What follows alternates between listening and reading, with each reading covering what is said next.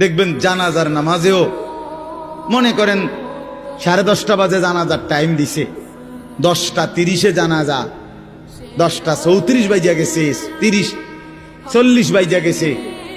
কিছু মানুষের এই পরিমাণ অস্থিরতা, এই মিয়া টাইম টেবিল ঠিক রাখো না, কইলা 10:30টায় জানাজা, 10টা মিনিট ওভার হয়ে গেছে, কতক্ষণ খাড় করায় রাখবা? মানে উনি ব্যস্ত, ওনার এই 10 মিনিট সময় নাই। আল্লাহর কসম বন্ধু, এই মানুষটাও এরকম ব্যস্তই ছিল। যে মানুষটার জানাজা হচ্ছে এখন, যার লাশ এখানে শোয়ানো, এই লোকটাও এমন ব্যস্তই ছিল। তার হাতেও একদিন সময় ছিল না।